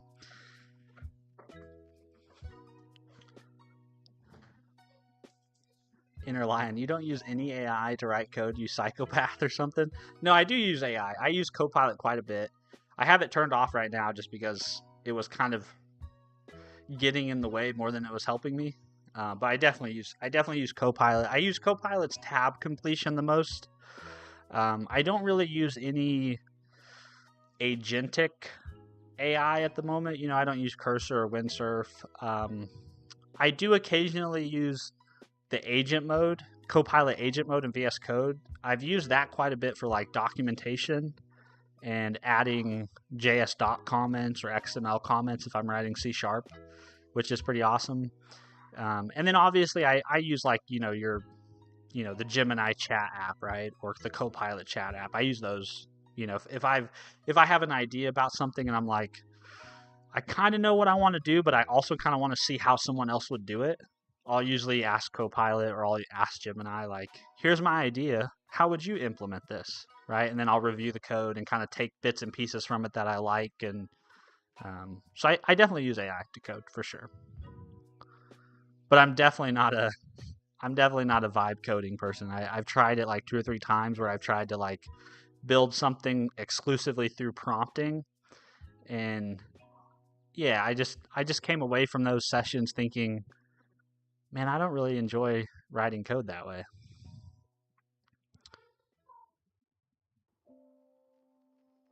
Why is there a peak in the chart? I honestly don't know. I was talking too much. Well, look, this is what I should have gotten. Or I'm assuming this is what I should have gotten. So I don't know why mine looks so different.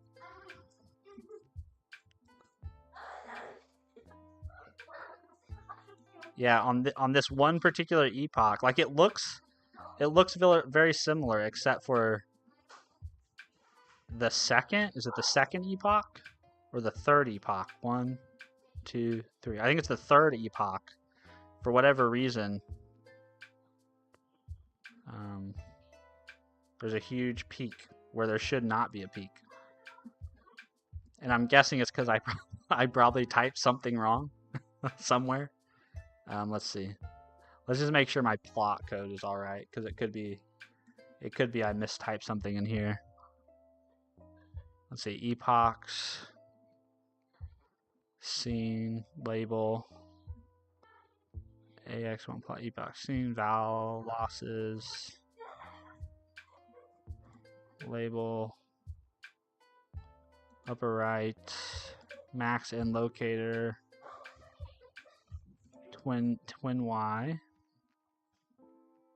alpha 0, tight layout, plot show. Yeah, I think I typed all that right.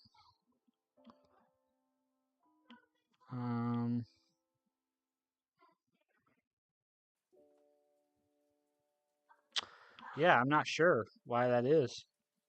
I was going to look at my code up here. Let's see. This is where I'm actually calling my training function. Let's make sure I have that all right. We have our model, we have our train loader, our validation loader, our optimizer, our device. Let's see, number of epochs. Let's see, they have this as num epochs. So let's try that again. Maybe that was the difference. I wasn't passing the right parameters in.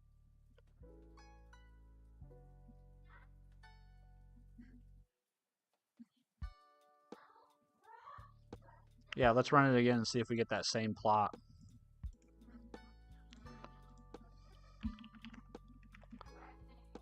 Let's see. Yeah, I'm not sure, honestly. They're lying.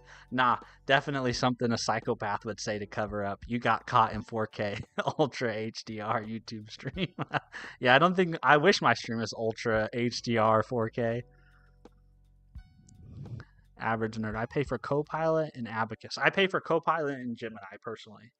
Um, and the Copilot one I pay obviously because I love Copilot, the tab completion experience I get from Copilot. But I more have paid for Gemini because I was already paying Google $10 a month for like, Google Drive and storage and all that. I was like, well, $10 extra and I get, access to all the cool things Gemini is doing. So those are the AI tools I currently pay for. Average nerd. I ended up liking Copilot more than other similar VS Code extensions. Yeah, Copilot's great, I think. What is LLMs? Is it different from other scripts? LLMs are large language models. Clay, I use Abacus. Definitely recommend. I've never heard of Abacus. Abacus? Is that a company? Abacus.ai? Is that what we're talking about? I've never heard of it.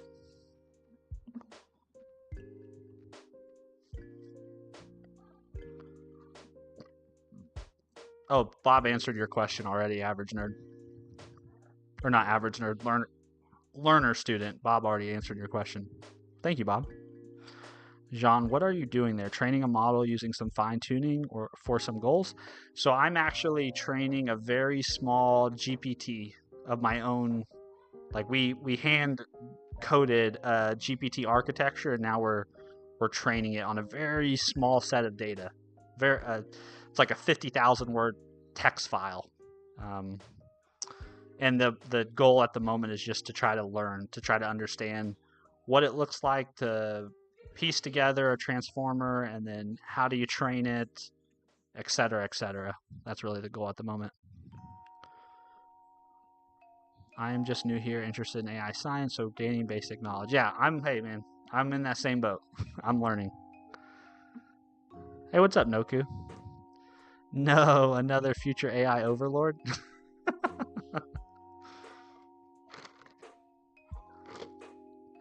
Pierce portfolio. What are you training at the moment? This is a GPT, a very small GPT, and we're feeding it a very small text file. It's only about 50,000 tokens. And we're training it on that very small text file. Yeah, what data set? Yeah, the data set is just it's a text file it's a story called The Verdict. Yeah, we got that same peak there. I'm not sure. I probably typed something in wrong somewhere. But yeah, I'm getting a peak every time on the third epoch. And I have no idea, or somewhere in that third epoch. The training loss and the validation loss just shoot up.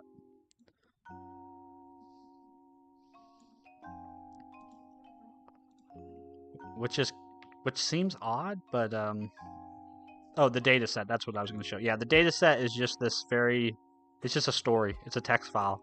That's the data set.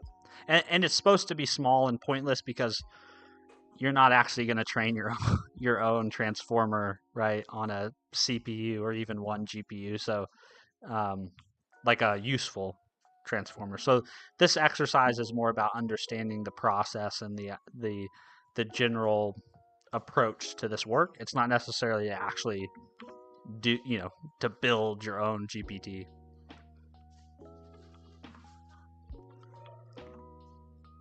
All right, so maybe I'll spend some time like doing some stare and compare. But I'm not sure why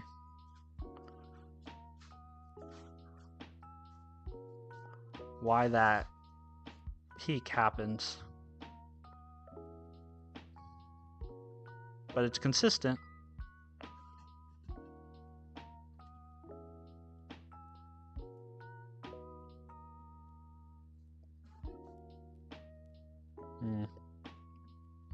But anywho, Let's see. What does it want us to do now that we've plotted our data?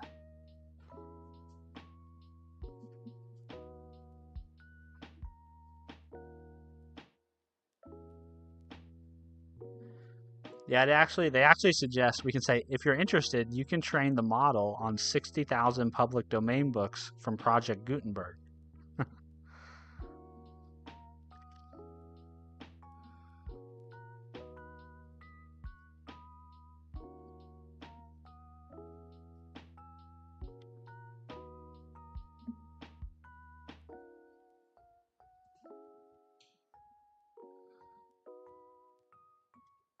Oh, that's interesting. It says so the way to look at this data is it says so at the beginning of the training, both the training and validation set losses sharply decrease. So this tells you that the model is learning. However, the training set loss continues to decrease past the second epoch. So this is a sign the model is still learning, but it's overfitting to the training data set. Interesting. Okay. Oh no, my mouse is doing that thing again.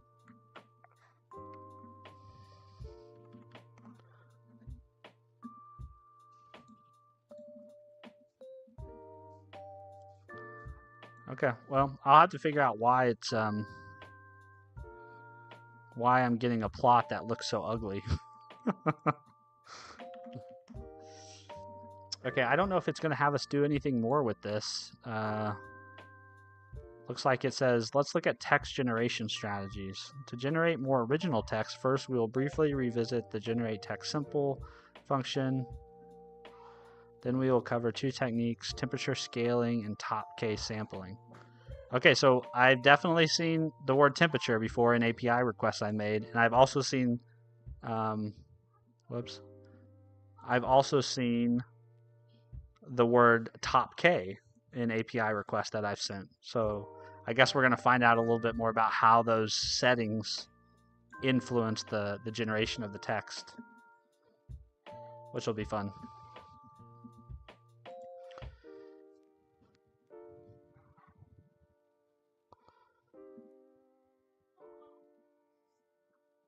Steven, do you know if you're using a random seed or a fixed seed? It is a fixed seed. Yeah, fixed seed. So I wonder if I didn't. Am I using a. No, he's using a fixed seed too. It's the same fixed seed. Noku, I tried training a GPT with my language, but it fell into a feedback loop that absolutely creeped me out, so I never did it again. Peter, so ChatGPT or Gemini did the same, but with massive data sets. I really don't understand what transformers are. Yeah, exactly. They did the same, only the data set that they trained these models on was like the internet. Like, you know, like, yeah, just massive data sets. Bob, oh, I just saw it's a fixed seed. Pierce, a peak may not be bad. Sometimes a model dials in on a specific feature of the data. The train loss and val aren't crossing yet, are they? No, they're not crossing. It's just a peak in both. Bob, the peak should be there until you change to a different seed. Yeah, that seed would do it. Okay, well, can we try changing to a different seed? So like if I do 1, 2, 3, 4, 5, I don't know if that actually is different enough.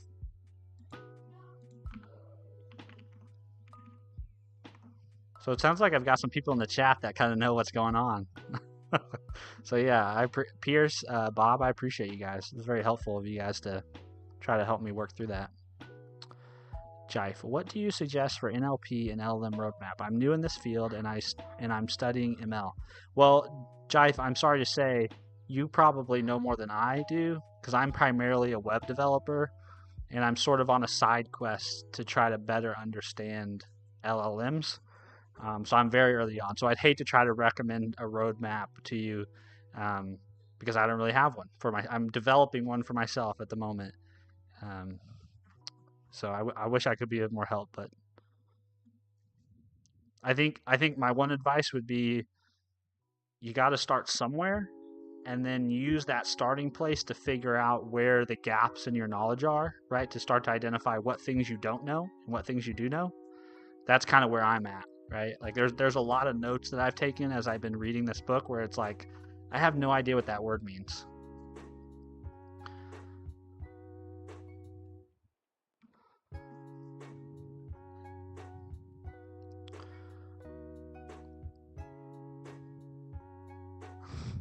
Are you done with training the model? No, my plots are ugly. I think this seems like this is as far as we're going to go with training. It looks like now we're going to talk about different strategies for text generation, and then I think we're moving on. I'm skimming through the book really quick just to see where we're headed next. Yeah, it seems like the next thing we're going to do after we look at different generation strategies is we're going to try to load open source weights into our model. Is the next thing we're going to do. So.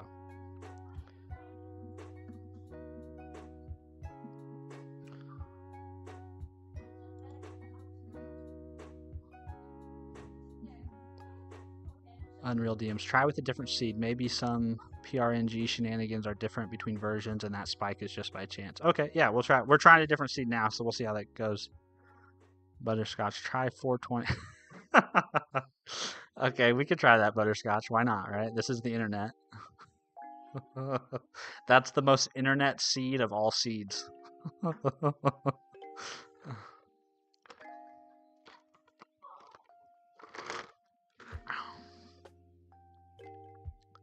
Pierce, I actually have to head out, but if you want a way to track your training better, take a look at ML Flow package. Super helpful. For sure. Thank you, Pierce. Thank you for that recommendation, man. I'll definitely check that out.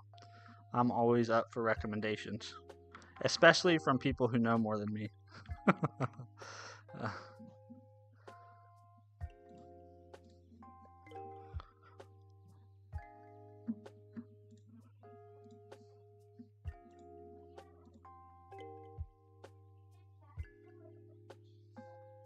Oh, yeah, there we go. So this is so you guys were right. It was the seed.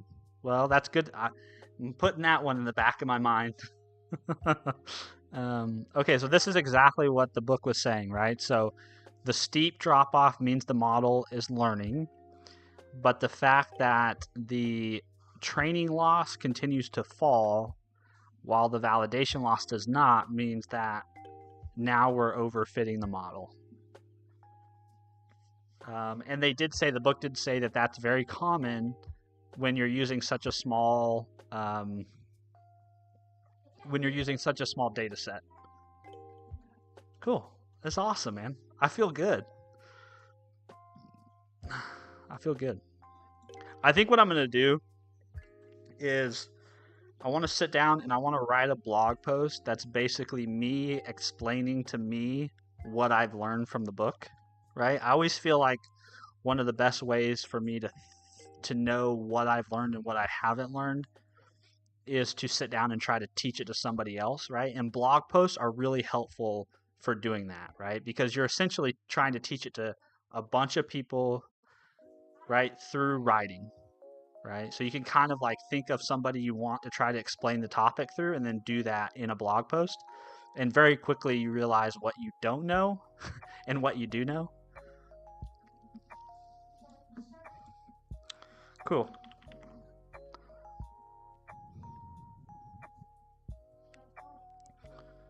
You Beatty, what book are you reading for this? The book is called Build a Large Language Model. Let's see if I can. This is the book. And you can get it on Amazon, which on Amazon it seems like they sell it for about $50. It always sells for the list price. But if you go to Manning, who's the publisher of the book, it looks like they're selling it for about $35. So you can get it a little bit cheaper if you buy it from Manning, but obviously you may not be able to get that shipped to you in a single day, right? You won't get that sweet Amazon Prime delivery. Bob, nice. Yeah, thanks, Bob. I appreciate that. You without you, Bob, and without Pierce being in the chat, I would have been at a complete loss of what to do to make my plot look more like what they were showing. Peter, you earned a sub. See y'all. It's midnight here in East Africa. See you, Peter. Thanks for hanging out, man. I hope you sleep well. Appreciate you hanging out with us. Butterscotch, new video coming up on AI. That might be helpful. I think I need to sit down and write first before I try to record a video, because I feel like if I tried to sit down and record a video, there would be a whole heck of a lot of ums and maybes, and so maybe write the blog post, and maybe that will help crystallize my current understanding enough to where I could sit down and do like a rough explanatory video of what I've learned. So that'd be fun.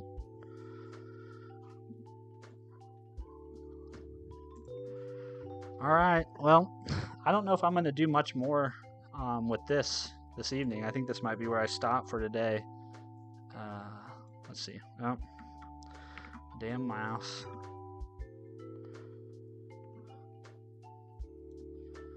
Let's go ahead and do, let's see, git add, git commit.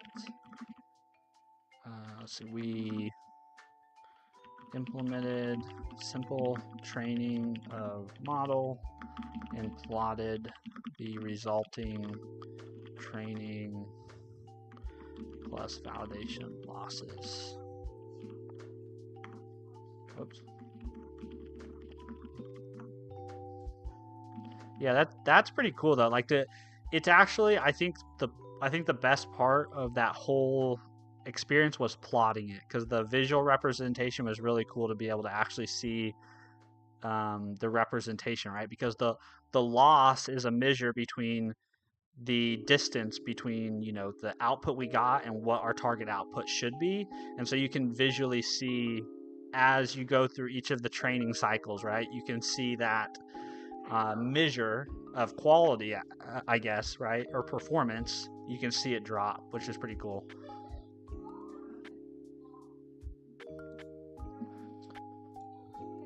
Jeff, will the live stream be recorded? Yeah, it's always, live streams are always they're just on my channel. So if you go to the live tab on my YouTube channel, you should be able to see the full stream. I think it takes a little bit for YouTube to like process the video and everything and it be available there. But yeah, you can always find current, past streams there for sure. Butterscotch, productive stream. Yeah, it was a productive stream for sure. It was a lot of fun too. I had a lot of good chats with you guys. It was good to hang out with y'all. I'm really glad some people showed up though that kind of knew a little bit there towards the end, because I was kind of at a loss at like why I was getting that crazy peak.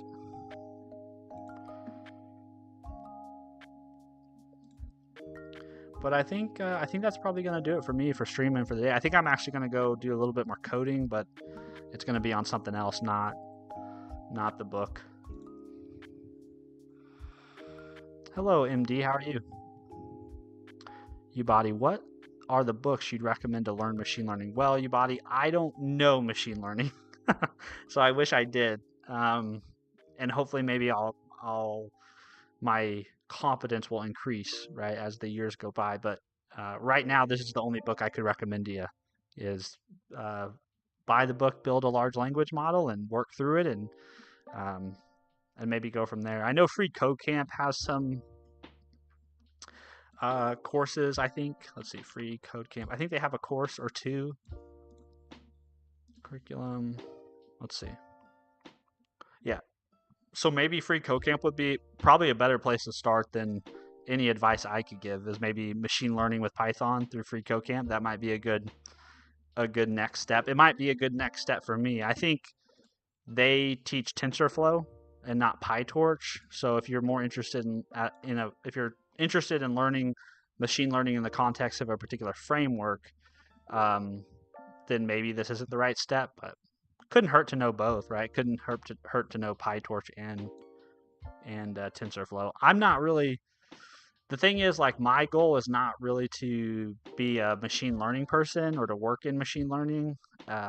My main goal is just I want to have a little bit better understanding of these LLM technologies that I've been using at an application level. I just want a little bit better understanding, like one layer below where my use case is, I guess. Jaff, thanks. Of course, Jaff. Yeah, thanks for hanging out, man. Hakizi Mana. What bro doing? Yeah. If you put an exclamation point in front of what bro doing, you'll get a message back from Nightbot. But what Nightbot would have told you, I'll just tell you. I'm basically working my way through a book called Build a Large Language Model, and I've been working a little bit on it from stream to stream over the course of the last couple months. And the book basically walks you through the process of like architecting a GPT model architecture with PyTorch, and then how do you train that model, right, to do token prediction or text generation. And then after that, it walks you through using that model that you architected, but using open weights. So instead of doing your own training, you use open weights in the model, like from GPT-2. And then the last thing it does is it walks you through how to do basic fine tuning of an existing model. So that's what I'm currently doing. Pathfindo, can you use SQLite to do LLM? Yeah, I'm not sure where SQLite would fit into this, or how you're thinking SQLite would fit into this. Yeah, I don't. Like, I guess you could most definitely probably store your data set in SQLite and pull the data set out of SQLite to create the data set that you're going to train your LLM on. But I don't think that's super common. Seems like like the data is sourced from a lot of unstructured sources, or at least the data sets that I think historically large language models are trained on is unstructured data. So I'm not quite sure I know where you're thinking a SQLite would fit into building a transformer or building a large language model. Bob, for folks that don't want to buy a book, Andre Karpathy has a series on building an LLM from scratch for free on YouTube. Well, there you go. Because Andre Karpathy is like the guy, right? Let's see if we can find that, right? And we can link to it. Andre Karpathy, build GPT. Well, here's his YouTube channel. So let's see if we can. That might be the video, huh? Build a large language model. Yeah, probably any of these videos, right? This one's probably super good. Let's build GPT from scratch in code spelled out. I'm going to actually mark this one.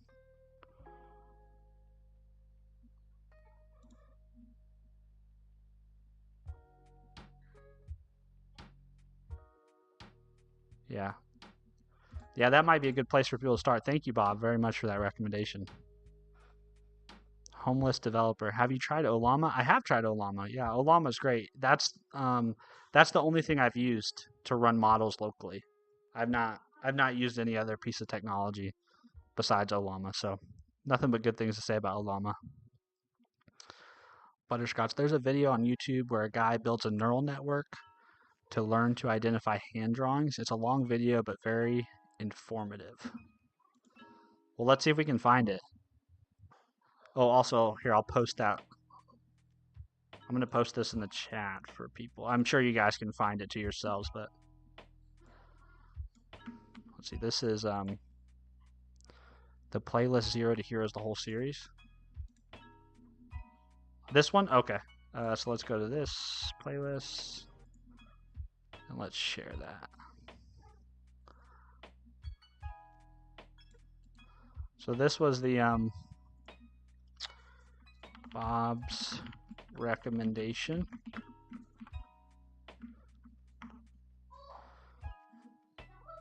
Well, maybe this is where I go after this book then, because I definitely like to keep learning on it. I don't think at this point in time I want to.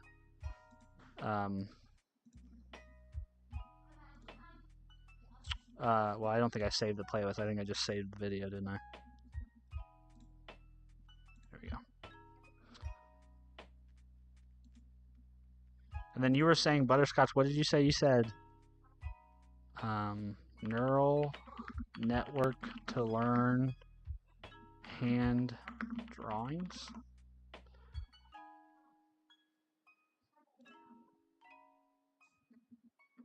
I wonder if this is it. Or maybe this is the written version of it. That looks like almost like another book.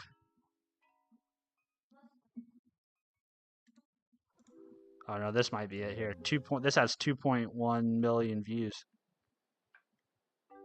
And it's 54 minutes. This might be what Butterscotch was talking about. Bob, it goes deep though. Well, deep might be good, you know? Don't necessarily have to walk away, like, you don't have to expect to walk away to be Andre Karpathy yourself, but maybe just sit. Maybe it's one of those things that you just sit and listen to a little bit. Maybe you don't have to necessarily, like, go through all the steps and action everything, but maybe it's just if you're interested in it, you might enjoy it. Ubathi, have you seen the mini Shakespeare dataset? You might want to check it.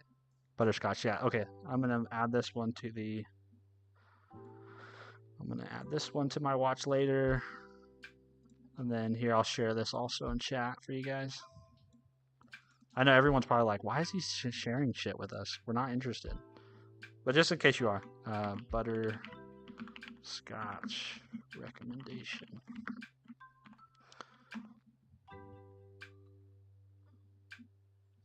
Cool.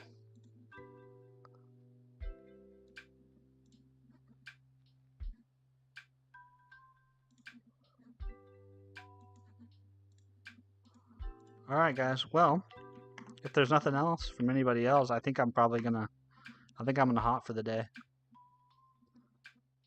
Butterscotch. I think he coded the network in C++. Ah, so that might be one that I just have to watch. I don't know if I'll be able to follow along.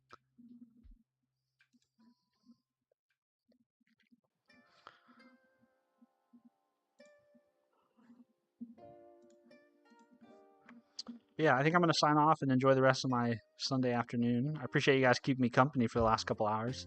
It's always fun when I stream and there's actually people here to talk to. I remember streaming in like February or January, and it was just me and my thoughts. I just a guy in a room talking to himself. So thank you all for hanging out with me and making it interesting and also helping me, because I'm learning just like all of you guys, I'm sure. So I always appreciate when people who have more experience or know more than me can show up and help set me straight. So appreciate y'all. Clay, it's 2 a.m. in England. Dude, you need to get some sleep. If you got to work on a Porsche 911 tomorrow, you need to hit the hay. I would be stressed. Or maybe that's why you're awake, is because you're too stressed. Bob, fun stream. Glad YouTube recommended it. Well, Bob, thank you for hanging out. Appreciate you for helping and chilling with us. See you, Butterscotch. Voltaire's puppet. Well, Voltaire, we're getting ready to head out, so thanks for stopping by. You Beatty, fun stream. Good night, brother. See you, man. All right, guys. Clay, Butterscotch, Bob, you Beatty, homeless developer, all you guys, anybody who's still here, I hope you guys have a good rest of your Sunday. If it's already Monday for you, I hope you have a good rest of your Monday. And I'll probably see you in the comments of a short, the comments of a video. You can check out our Discord if you want to interact outside of stream. And otherwise, I'll talk to you guys later. All right, bye. That's becoming my colloquial sign off. Bye. See you guys. Have a good day.